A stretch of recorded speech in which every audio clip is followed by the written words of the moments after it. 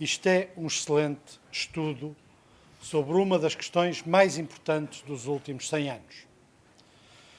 É um excelente estudo do ponto de vista académico.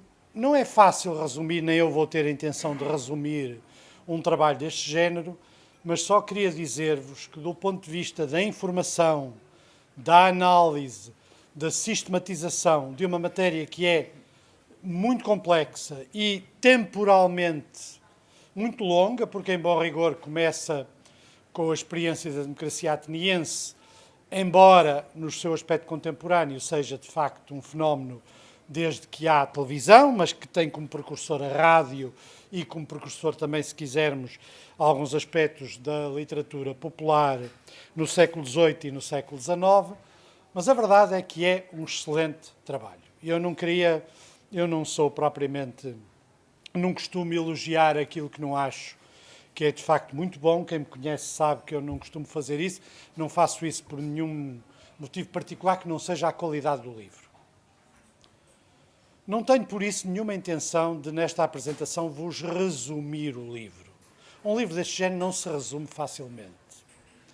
Exatamente como o trabalho académico, ele é um ensaio e, como ensaio, tem uma análise não só de acontecimentos, de eventos, de problemas, mas também daquilo que os diferentes autores que são referidos, ensaístas, filósofos, historiadores que escreveram sobre matérias que envolvem o problema mais geral da multidão, tratam. Portanto, eu numa fase inicial pensei, vou fazer uma exposição a dizer o que é que se encontra no livro.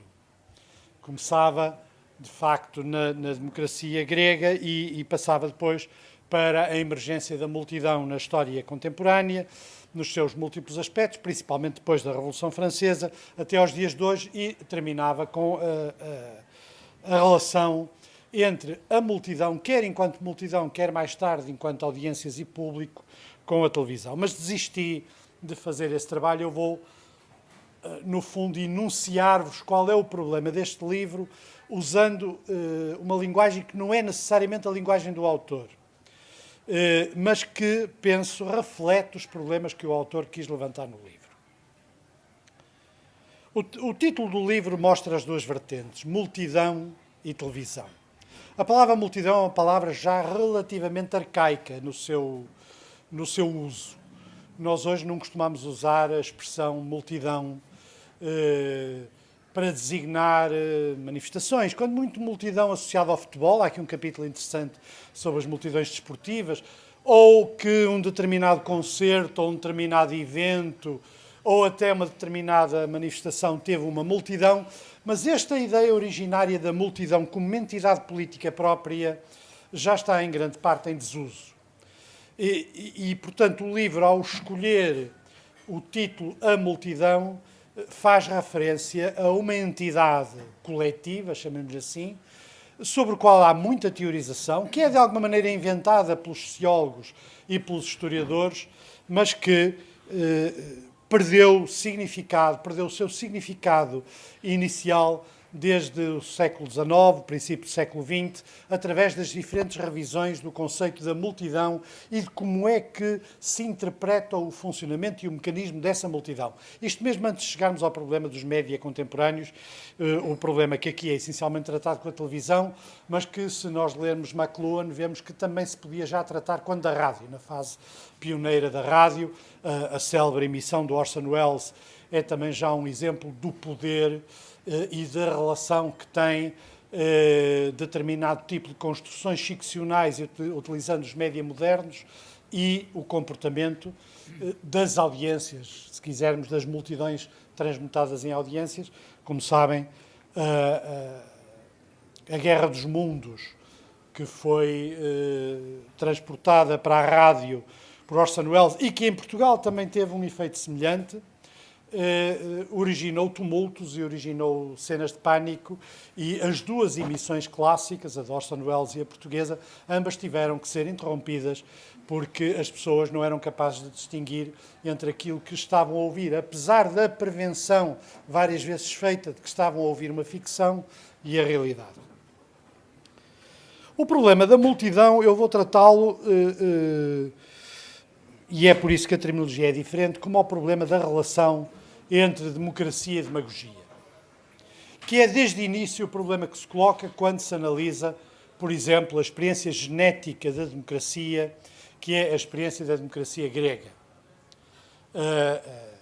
Os atenienses que se reuniam no Pnix, na colina e no sítio de onde existiam, e não no Ágora, como muitas vezes se diz, de onde existiam as reuniões que prefiguravam o funcionamento da democracia ateniense e que depois são reproduzidas em mais 3 ou 4 cidades-estados, mas não foi apenas em Atenas que isso aconteceu, são, de alguma maneira, um modelo para todo o funcionamento da democracia direta até aos nossos dias. Os cidadãos atenienses que iam a essa reunião, alguns dos quais tinham que andar 30, 40 quilómetros no máximo para assistirem a essas reuniões da Assembleia, decidiam tudo.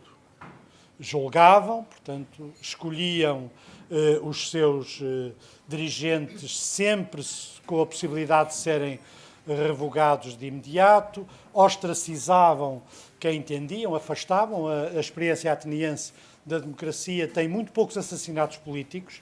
Na maioria dos casos as pessoas eram pura e simplesmente afastadas. Desculpa, olá, Manuel. Eram afastadas para fora, em particular quando ganhavam fama. Nós sabemos que algumas dessas votações eram falsificadas, porque a arqueologia recentemente descobriu um poço de onde havia uma série de votos, todos com a mesma letra, e, portanto, o problema da falsificação dos resultados também não é de agora, existe desde esta época, mas a verdade é que a construção do problema da democracia e, ao mesmo tempo, a sua relação com a demagogia data, de facto, da experiência ateniense. É evidente que, sendo todos iguais e decidindo sobre tudo, e em particular decidindo sobre a paz e a guerra, sendo que eles próprios é que iriam fazer a guerra, e desse ponto de vista trata-se de um caso absolutamente excepcional, em que um número de pessoas que chegava a atingir 6.000 em algumas reuniões, discutia e votava sobre a paz e a guerra, sendo que eles próprios, ou as suas terras, ou os seus bens, estariam imediatamente na primeira linha da frente, caso houvesse um conflito. Portanto, trata-se de decisões que eram muito próximas daqueles que estavam a tomar a decisão. Mas, desde o início, aquilo que é democrático e aquilo que é demagógico está presente na experiência da democracia ateniense. Demóstenes, por exemplo, e outros autores que falaram e que escreveram sobre a democracia ateniense, e o Eduardo Sintra Torres nota um aspecto interessante, é que, de um modo geral, os intelectuais não gostavam desta experiência democrática, quase todos eles escrevem de forma muito veemente contra a experiência democrática. O mais moderado de todos ainda é Aristóteles, mas quase todos eles escrevem, Platão em particular, mas não só, escrevem sobre a experiência ateniense condenando-a, tratando a multidão ou os atenienses em Assembleia como sendo uma variante, enfim, longínqua da canalha da Revolução Francesa. Mas a verdade é que, apesar da igualdade completa de todos os atenienses, que podiam sair generais, que podiam sair almirantes, que podiam sair membros dos diferentes órgãos executivos que eram votados na Assembleia, eles próprios não eram efetivamente iguais. Sabemos que os aristocratas se sentavam à frente, levavam normalmente uma claque, sabemos que quem falava melhor e mais alto e quem tinha treino de retórica e, portanto, se podia fazer ouvir no fundo da colina, o que não era fácil, porque em bom rigor não havia um verdadeiro palanque e não havia maneira de a não ser projetando a voz. Nós sabemos que essas desigualdades todas permaneciam e que os sentimentos da população eram muitas vezes manipulados, não direi por Menard, que é uma figura mais moderna, mas por pessoas que tinham ou poder social ou que tinham uma capacidade retórica e, portanto, uma capacidade de convencimento e uma capacidade de serem ouvidos maior do que a coisa. Portanto, estamos na gênese ateniense do problema que mais tarde é sempre o problema das multidões e, em bom rigor, está por trás do problema das audiências e dos públicos, se quisermos, nas televisões, que é o que é que distingue, no funcionamento de uma sociedade democrática, a democracia da demagogia. E isso é um dos problemas mais importantes do mundo contemporâneo.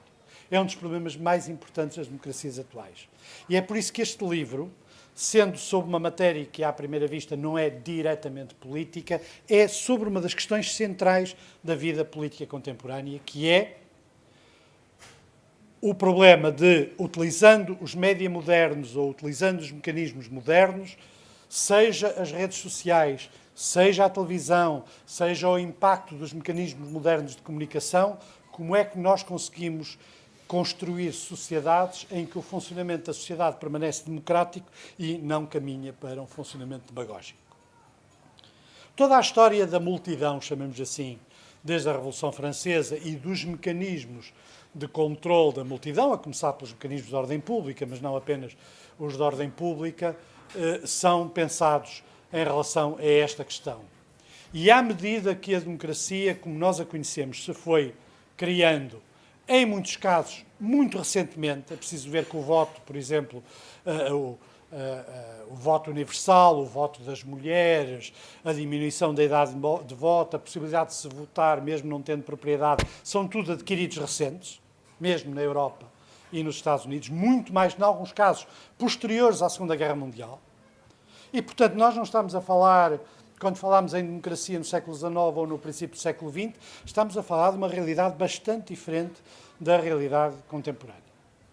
A questão que se coloca aqui é como é que este impulso popular, chamemos-lhe assim, que se manifesta na vida política moderna pelo comportamento da multidão nos seus múltiplos aspectos, é potenciado ou é desenvolvido pelos média modernos.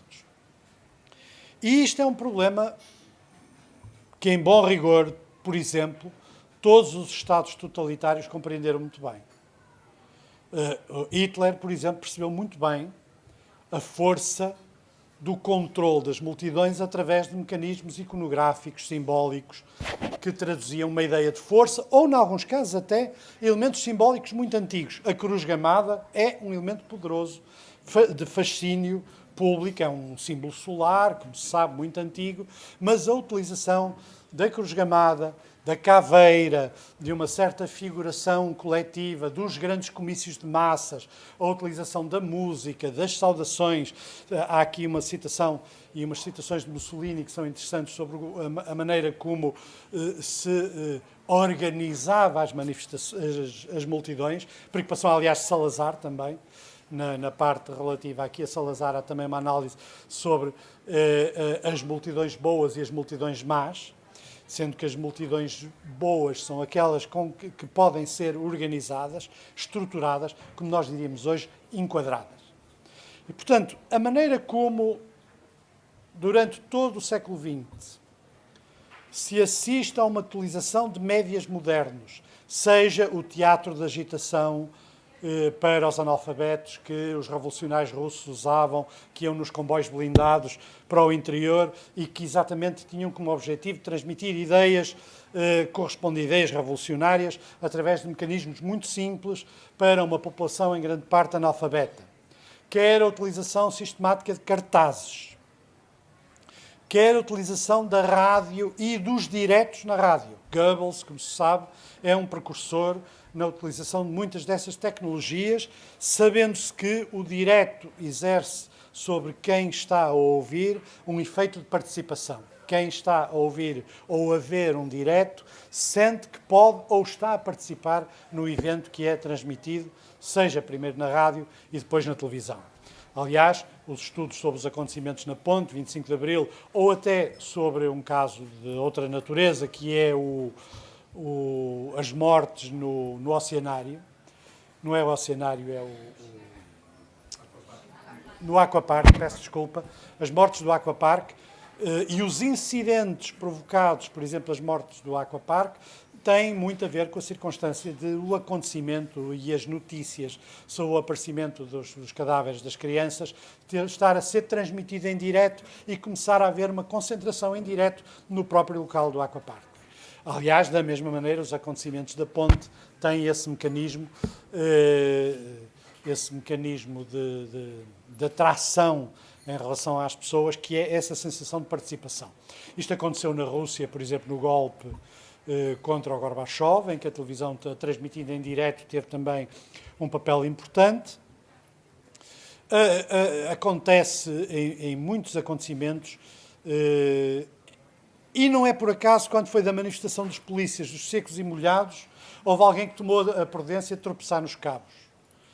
Porque exatamente a transmissão em direto de determinado tipo de acontecimentos exerce um efeito de potenciação sobre a resposta aos ditos acontecimentos. Há muitas análises neste livro a um conjunto de eventos, não apenas aos eventos de natureza propriamente comunitário, aos eventos de natureza de festas, programas televisivos associados às festas, mas também em relação a um conjunto de eventos, como por exemplo a invasão, a destruição da seara dos transgénicos e tal, que mostram e revelam esta interação entre os média e o funcionamento coletivo das multidões, transformadas em muitos casos em públicos e audiências.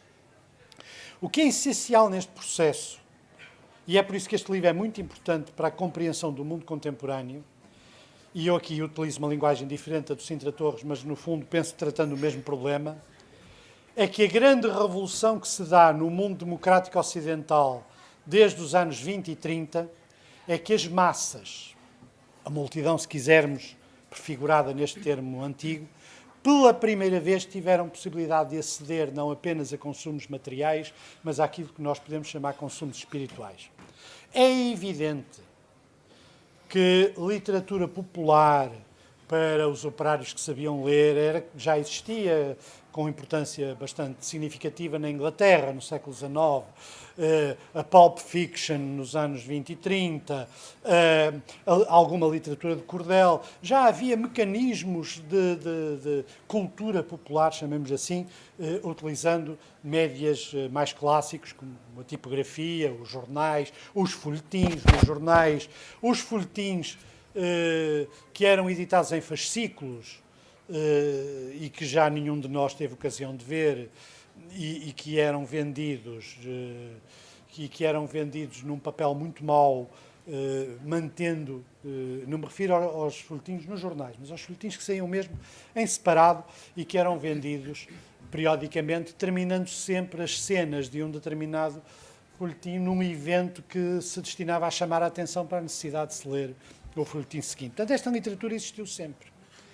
Mas a verdade é que a rádio e a televisão, com a sua enorme capacidade de mexer com sentidos que são sentidos, nós não somos perfeitos, sentidos como a visão são sentidos pelos quais é mais fácil manipular-nos, é mais fácil mover-nos, e esses sentidos, obviamente, transmitem uma emotividade, um pathos muito significativo, e por isso sempre foram muito atrativos, quer para os propagandistas, quer para os publicitários, quer para as pessoas que estudam as audiências e que atuam. Mas a grande mudança que se dá nos anos 20 e 30, principalmente nos Estados Unidos, e que tem tradução em alguns eventos da Europa, como, por exemplo, as primeiras férias pagas. Eu dou sempre o exemplo das férias pagas porque o tempo livre é um elemento fundamental na existência destes consumos que eu chamo, enfim, de forma rudimentar, espirituais, que não são apenas livros, televisão, rádio, nem espetáculos, teatro, nem de música. São também a possibilidade de escolher os cursos para os filhos, ter uma ideia sobre a construção daquilo que é a educação dos seus descendentes. É também a forma como os tempos livres são utilizados. E a enorme mudança que se dá quando as grandes massas passaram apenas do acesso aos consumos materiais, e mesmo assim, em muitos casos, muito escassos, para consumos de ordem espiritual, o mundo deixou de ser elitista. Aliás, a reação às primeiras férias em França é muito interessante. Lá vão estes tipos estragar-nos de ouvi-lo. Pô, claro que iam estragar as praias. Claro que estragavam as praias. Estragaram as praias, claro. As praias que até então eram o sítio onde, em princípio, apenas uma pequena elite podia ir, subitamente, os operários, mais as merendas, mais a mãe, mais a bola, mais a bicicleta, subitamente invadiu os espaços que até então eram usufruídos só por um pequeno número de pessoas. E, portanto, o mundo mudou de forma significativa. E essas mudanças são mudanças complexas que construíram muito do nosso mundo contemporâneo. Estão na base daquilo que nós chamamos de classe média e dos seus consumos, a ascensão social que se dá, de níveis de subsistência muito mínimos, ou quer da aristocracia operária, quer do operariado, ou até de alguns camponeses, para consumos de outro tipo, que incluíam consumir jornais, consumir rádio e consumir televisão, são fatores que são fundamentais no crescimento desta classe média. E esta classe média e as classes populares, chamemos assim, sempre utilizando conceitos pouco rigorosos, porque aqui não é preciso ir muito para além deles, acabaram também por mudar a televisão e por mudar a rádio.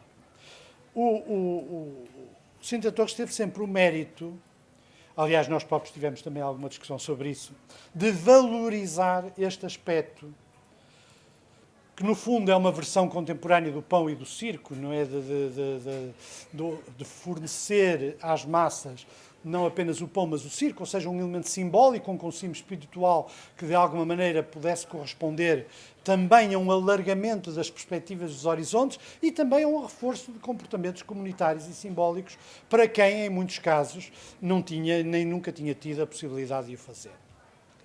Claro que o problema que se levanta é quando os média contemporâneos, com o seu enorme poder manipulativo, principalmente a televisão, porque por muito que a gente fale das redes sociais, por muito que a gente fale, a rádio também tinha, mas de outros meios, a verdade é que a televisão continua a ter um potencial muito significativo para este mecanismo de manipulação. Quando estes média modernos se associaram a esta capacidade de consumos espirituais de muita gente que nunca tinha tido a possibilidade de consumir, de maior tempo livre, a vida das pessoas no mundo ocidental, e estas coisas são só importantes no mundo ocidental, não adianta pensar que no interior da Rússia é a mesma coisa ou em Angola é a mesma coisa, porque não é. Para já nós estamos a falar do mundo europeu e do mundo das Américas, quer dizer, fora disso, grande parte destas análises têm que ser feitas de outra maneira. Neste mundo, progressivamente, estas pessoas que nunca tinham tido acesso a nada tornaram-se um grande mercado. E ao tornarem-se um grande mercado segmentado, os jovens por um lado, as donas de casa por outro, quer dizer, e ao tornarem-se este grande mercado, elas mudaram profundamente a vida cotidiana, através da publicidade, através dos espaços como este, como a FNAC. A FNAC é um típico espaço construído já para este mundo, pensado ao milímetro para um determinado tipo de resultados, não é por acaso que as coisas estão de onde estão, mas este tipo de pensamento sobre os espaços, com os centros comerciais, não é diferente da maneira como as pessoas que fazem um programa de televisão de grande audiência pensam também o funcionamento desse programa. A maneira como quem pensa hoje os telejornais constrói os telejornais. Os nossos longos telejornais destinados a apanhar diferentes segmentos de pessoas à medida que elas chegam à televisão em diferentes períodos de tempo ou a casa. A maneira como se manipulam as imagens fortes de maneira a manter a expectativa até uma fase mais tardia do funcionamento. Todos estes mecanismos são mecanismos que só têm sentido para as massas, chamemos assim, para as multidões, não têm sentido para as élites. Podiam perfeitamente e podem prescindir destes mecanismos. É que este divórcio é um divórcio muito significativo. E é sobre este divórcio que na política contemporânea se coloca o problema da democracia e da demagogia. A democracia é um facto cultural. A demagogia é muito parecida com a democracia, mas não tem mediações. E a crise do trabalho jornalístico, por exemplo, nos média, é um fator de crise da democracia. A ideia de que os diretos podem ser transmitidos sem mediação, a ideia de que há um jornalismo de cidadão, por exemplo, quando alguém faz um filme com um telemóvel e que isso é jornalismo, mesmo que seja jornalismo de cidadão, a transmissão das imagens em bruto sem serem editadas, todos esses mecanismos que diminuem o papel da mediação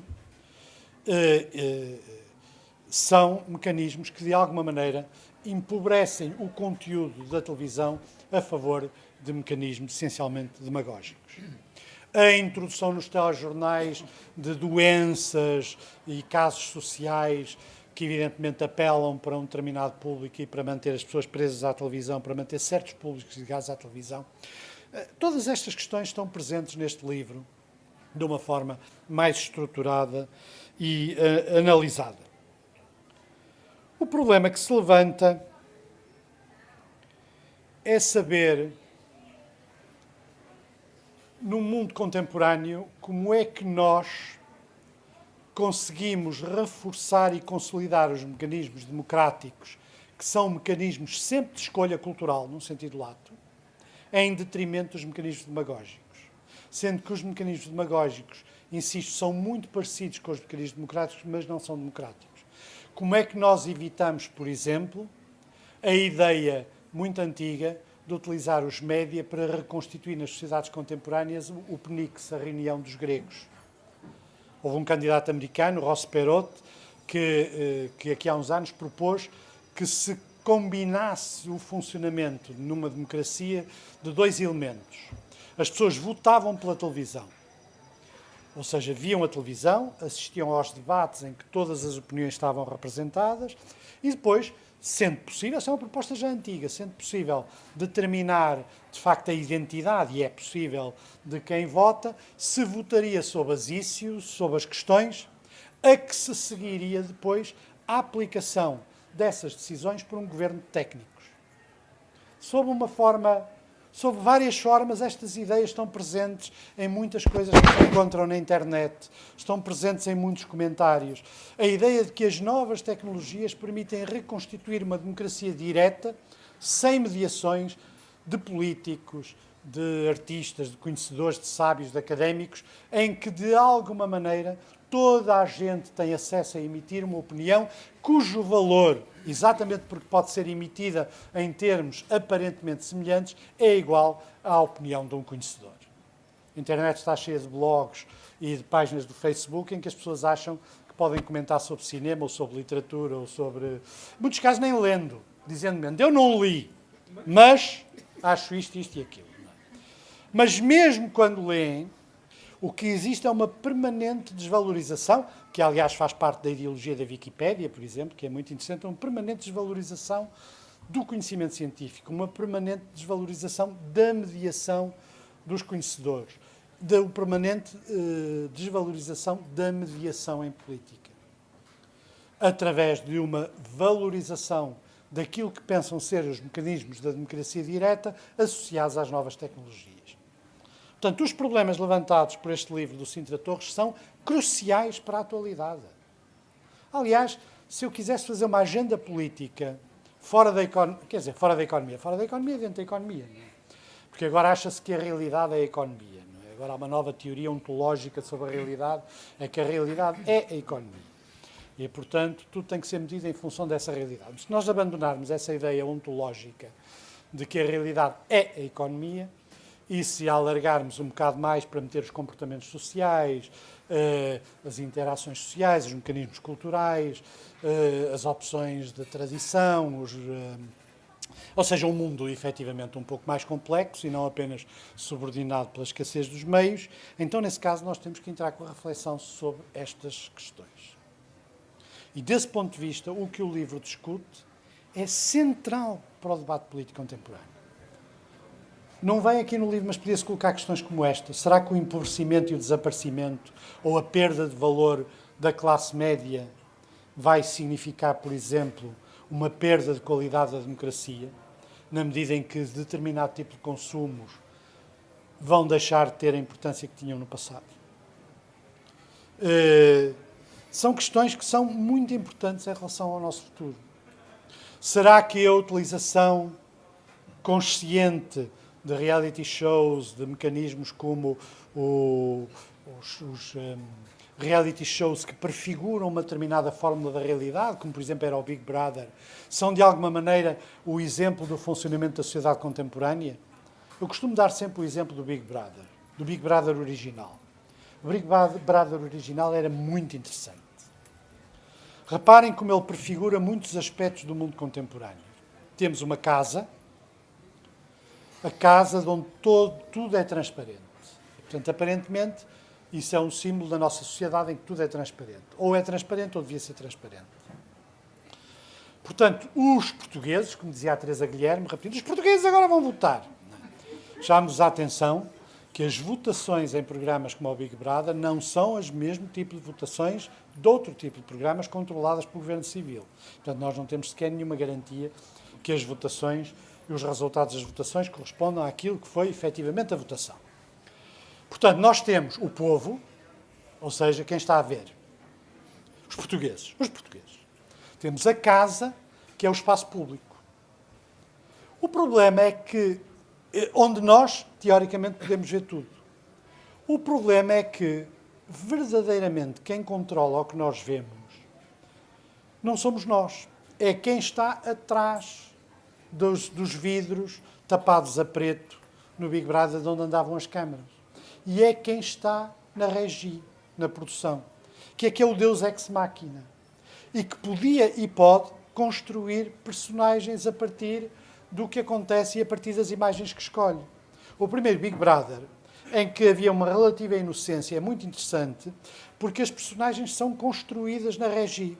Por exemplo, o preguiçoso. O preguiçoso, a personagem que aparece como preguiçosa, aparece dominantemente deitada, ou dominantemente a olhar para o ar. O mau aparece essencialmente comportando-se como mau, com agressividade. O Zé Maria, que venceu, e portanto era o bom selvagem, tratava das galinhas e tal, era um bom rapaz, quando começou a ser evidente que ia ganhar o programa, e portanto as audiências perdiam interesse e portanto havia uma diminuição das audiências, a produção, o Deus ex machina, começa a transformá-lo num mau rapaz. Para quê? Para criar uma conflitualidade na personagem. E então apareceu o traidor. Ele, que era tão bom, traía os seus colegas para ganhar. Passou a ser movido pelo interesse. E estes mecanismos destinavam-se essencialmente a garantir o quê? As audiências, ou seja, um fluxo económico considerável através dos telefonemas e através das audiências das pessoas para a TVI. Em que medida é que isto é uma metáfora da sociedade contemporânea? Primeiro, a ideia que nós vemos tudo. Vemos tudo sem mediação. O que não vemos é a mediação. Nunca soubemos que contratos existiam, por exemplo. Nunca vimos ninguém entrar na sala para mudar as pilhas das coisas. Nunca vimos cenas que existiram de choro e tudo em que, aliás, os psicólogos, que é outra realidade também, de facto, muito interessante, é ver psicólogos a controlarem uma experiência com humanos como se fossem ratinhos, não é? Ratinhos de laboratório. Portanto, os psicólogos que iam tratar das depressões de alguns dos membros da coisa. A gente que levava a comida, ou que levava os sacos. Portanto, todos estes aspectos nós não víamos. O que nós víamos era a construção de uma narrativa, como agora se diz. O engenheiro Sócrates colocou a expressão a narrativa do Big Brother, e essa narrativa revela ao mesmo tempo o enorme poder das imagens, a enorme falta de inocência das imagens, a ilusão dos diretos e de que nós vemos o que está a acontecer e a enorme capacidade de manipulação de todos estes elementos. E todos os dias, os cognoscenti, ou seja, as pessoas que conhecem minimamente estas coisas, percebem como é que estes mecanismos estão a funcionar, como é que se fazem os recados do governo, como é que se faz a manipulação da opinião pública, mas percebem também como é que subitamente milhares e milhares de pessoas que nunca tinham tido acesso a estes meios, subitamente lá apareceram e introduzem uma dimensão e uma realidade muito diferente daquelas que os intelectuais gostariam. Portanto, isto é um livro fundamental para percebermos a democracia dos tempos de hoje. Fundamental para percebermos como é que se constrói a opinião pública. Fundamental para percebermos e para termos uma visão não elitista das audiências e do comportamento dos públicos. Fundamental para nós percebermos como é que muitas destas realidades são construídas e como é que muitas destas realidades têm uma teoria. É um livro excelente, é um livro que eu recomendo a todos, sabendo que não é um livro fácil de ler, mas também não é preciso, eu digo que não é preciso ler estes livros todos, quer dizer, a pessoa pode ir lá e ver o que se diz sobre um programa que tenha interesse ou sobre uma questão que tenha interesse, mas é um estudo que em Portugal, nesta matéria, marca um antes e um depois. E queria fazer uma última observação. O Sintra Torres, como crítico de televisão, o único que verdadeiramente existe, dá tradução a muitas destas reflexões escrevendo, imaginem, no Correio da Manhã, o que tem sentido, porque o Correio da Manhã dá atenção à televisão. Os que não dão atenção à televisão, verdadeiramente, depois perguntem-se a si próprios porque é que não vendem, não é? O Correio da Manhã sabe, conhece muito melhor o país do que conhecem às vezes outros jornais, muito melhor. Podemos não gostar do estilo, mas a verdade é que se aprende muito lendo o Correio da Manhã.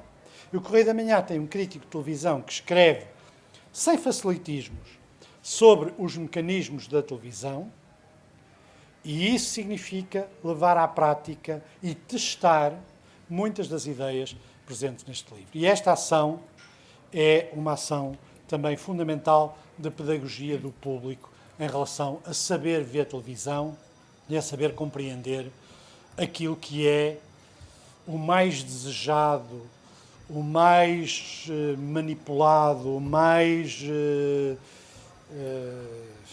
aquele cuja propriedade mais se procura dos meios de comunicação. Este talento que precede o próprio investigador, o próprio mestre e doutor que o Eduardo Sena Torres também é, para além da figura pública e da intervenção pública que tem, beneficia muito. É, portanto, um livro de leitura não só aconselhável e aconselhada, mas eu diria relativamente fácil para um público, quer dizer, que se dê ao trabalho de conhecer este fenómeno de multidões que são, aliás, a maior parte das vezes, virtuais.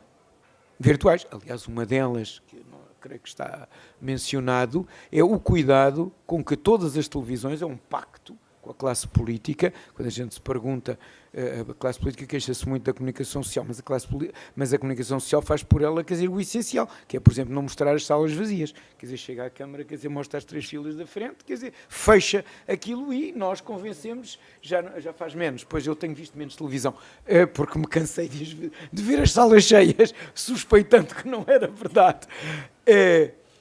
Portanto, é um livro, quer do ponto de vista sociológico e, nesse sentido, social. Isto é, a sociedade moderna, a sua evolução. Eu até cito-me a mim próprio, uma vez eu disse, quer dizer, um dos problemas da mediatização da política na Europa é a importação de métodos e de técnicas norte-americanas que, numa cultura que não é a cultura norte-americana, a cultura europeia, produz, muitas vezes, efeitos ainda mais nefastos e confusões ainda maiores, porque os americanos são contemporâneos da produção do meio, não é? E, portanto, viram-no ser feito. E, de alguma maneira, há uma crítica. Há um livro excelente, aliás, chamado A Espiral do Cinismo, em que mostra como, entre políticos e comunicólogos, se produz no público aquele cinismo do são todos iguais. Digamos, como é que isso é produzido, às vezes, contra a verdade dos factos políticos, sobre os quais nós temos muitas vezes opiniões bastante críticas, mas temos que respeitar, em todo caso, a sua veracidade. Nós temos isso tudo neste livro. É uma tese, digamos, no conjunto da universidade e com a minha experiência, que já é longa, é um livro excepcional, quer dizer, não há teses destas todos os dias, há muitas outras teses boas também, felizmente, e sobre outros temas, mas esta é particularmente interessante, remete para a outra, faz uma recapitulação histórica que só não é mais pormenorizada porque este orientador teve pena dos leitores e disse seja sucinto, digamos assim, o mais possível, porque também temos que respeitar isso. E nesse sentido é ao mesmo tempo altamente informativo, muito bem escrito, boa hora foi publicado e deu uma oportunidade não só política, como se mostrou, não é necessariamente uma má coisa para a classe média ser agora um bocado desbastada, porque ela foi em grande parte inflacionada. Por exemplo, cada um de nós tem a sua posição, eu tenho essa posição, quer dizer, e aliás um colega que não partilha as minhas conclusões, partilha em todo caso, quer dizer, o início do argumento, quando ele chama, mais do que classes médias, nós temos o que ele chama, aliás, importante também, enfim, do nosso material de reflexão, a noção de efeito de classe média. Eu sei porque eu aprendi perguntando. E a primeira vez que eu fiz uma escala e ofereci às pessoas a escolha em se situar entre classe alta, classe média, classe baixa, classe trabalhadora, por exemplo, as pessoas, ao contrário do que julgarão porventura muitos sindicalistas, fogem da autodesignação como trabalhador. Fogem, como o diabo da cruz, da designação de classe baixa, ficam as pessoas mais idosas e que, de facto, têm esse peso histórico, e que é grande, e é interessante conhecer, e depois mete-se tudo na classe média. E eu, no dia seguinte, na próxima sondagem, dividi classe média alta, classe média baixa. E começámos a perceber. E podemos continuar. Mas 75% dos portugueses espontaneamente disse: eu pertenço à classe média. Praticamente sem referência nem ao rendimento, nem às profissões, E, por exemplo, o que é que nós descobrimos? Descobrimos que a maior distinção, por vezes, não era a das pessoas com determinado curso, com determinado rendimento, mas as origens sociais dessas pessoas. Conforme elas tinham acedido a esses estatutos há uma ou duas gerações, ou na véspera, digamos assim. E é esse desbaste que, neste momento, está a ser um bocado operado e que, evidentemente, é muito desagradável para todos, mas pode ter também a vantagem de nos recolocar na perspectiva internacional, por exemplo, para mim, que vivi muitos anos em França, quer dizer, nos anos 60, 70, todos há passos, digamos assim, de promoção de classe média que nós demos em 10, 20 anos e que eu assisti em França darem esses passos, levaram 40 anos.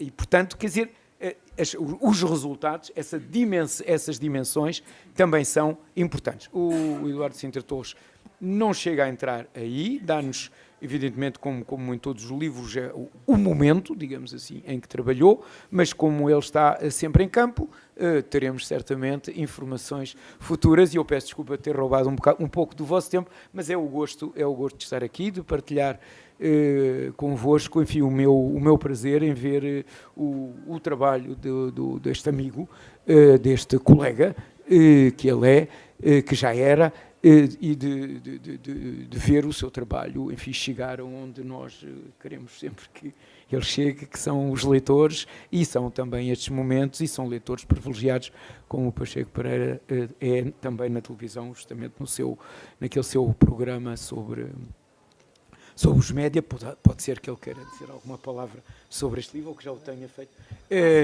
Pronto, obrigado, e obrigado a vocês. O livro nasceu quando eu comecei a escrever crítica de televisão, porque dei-me com a perplexidade de ver multidões de um lado e do outro, multidões, as audiências vistas como multidões, que na altura era muito presente. Quando começou a televisão privada, havia um ódio muito grande que se exprimia na imprensa contra a programação popular, onde isso já vai, mas notava-se muito isso. Os programadores também tratavam as audiências como uma multidão, uma multitude, não é a mesma coisa, mas enfim, ficamos por aí.